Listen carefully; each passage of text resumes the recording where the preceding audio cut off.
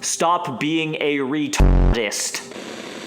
These are 10 artist tips that a lot of upcoming artists don't really bother to think about. So, let's dive in. Treat your music like a startup. Most artists think they're simply making songs, but they're actually building a business. Every release, social post, collaboration, and fan interaction either grows or weakens that business.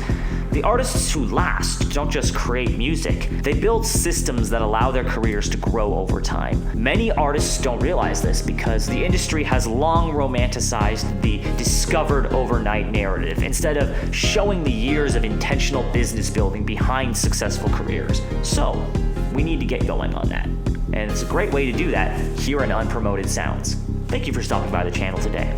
Let's keep going. Build your email list. Social media followers don't actually belong to you, but platforms do. An email list gives you the platform, a direct communication line with your fans regardless of algorithm changes or account issues. It's one of the highest converting marketing tools available to independent artists. Many artists overlook email because, well, it feels outdated compared to TikTok or Instagram, even though it's consistently one of the most reliable ways to reach your supporters. If you aren't already, I challenge you today to create a spreadsheet of all of your dedicated die-hard fans and track your interactions with them. Who is the number one fan?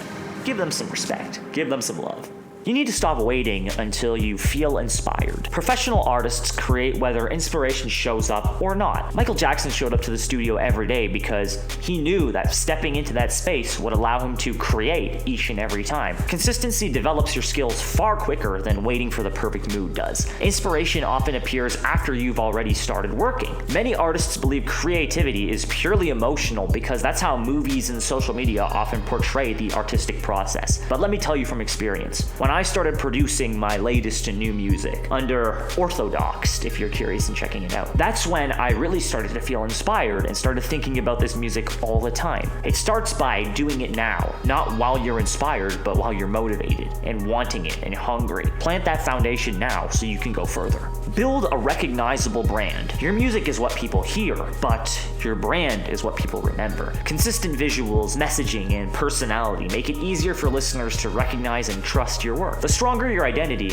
the easier it becomes for people to recommend you to others. Many artists assume branding is just logos and colors, so they never realize it's actually about creating a memorable identity and world.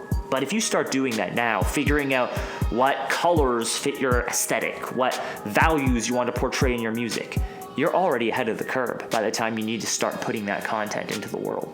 One song equals 30 pieces of content. A single release can generate weeks of videos, posts, stories, behind-the-scenes clips, lyric breakdowns, and live performances. Most successful artists spend far more time promoting a song than recording it. Creating more content doesn't mean creating more music. It means maximizing what you've already made. Many artists think every post requires brand new ideas, so they consistently burn out trying to keep up. But let me give you a tidbit today. Learn some video editing. Create a lyric template based on the hook of your song or another memorable piece of your song, and then simply just put content behind those lyrics that fits into your world and your aesthetic. That's an easy way to get 30, 40, 50 pieces of content right quickly. Build super fans, not followers. I was perusing through my Spotify analytics the other day, and I realized that my super fans, 7% of my listeners, by the way, were streaming my music on average 43 times. Now, I hope those weren't bots, but the statement remains true. 1,000 true supporters will always outperform 100,000 passive followers. Superfans buy merch, attend shows, share your music, and stick with you through every release. Your goal isn't to impress everyone,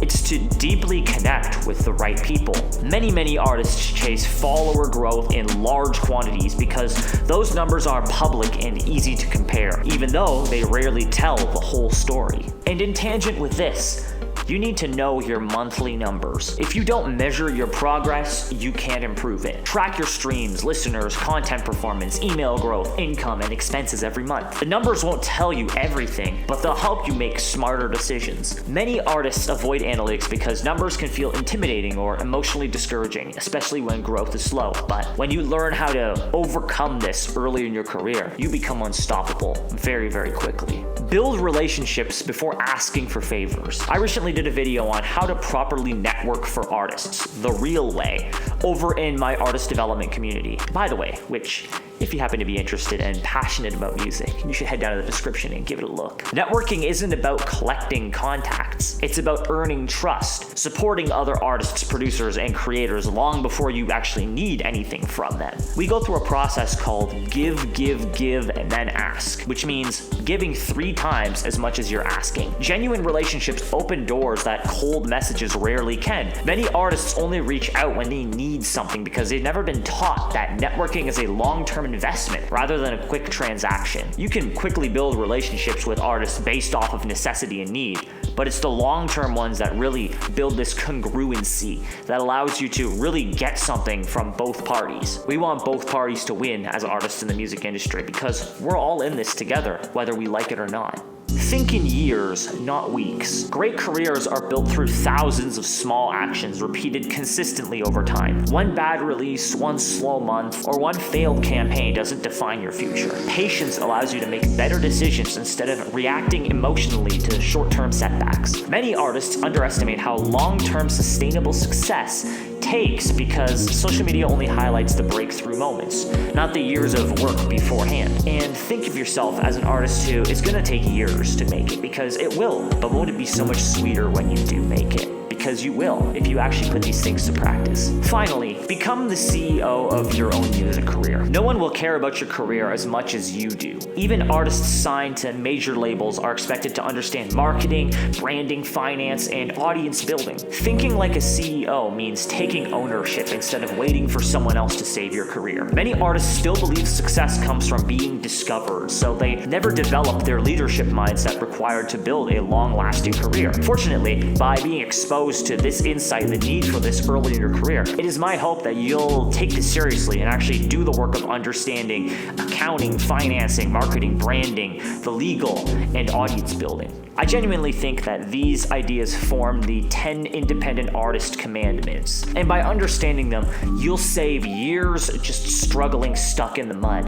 and be able to navigate the difficulties of the industry much quicker than your contemporaries are, even if they seem more talented than you. And don't worry, it's only a matter of time before you get to the top. Hope this video was great for you today. Continue to tap in with Unpromoted Sounds. If you're new to the channel and the platform, head over, join our Discord community, and I'd love to see you in the next one. Have yourself a great one.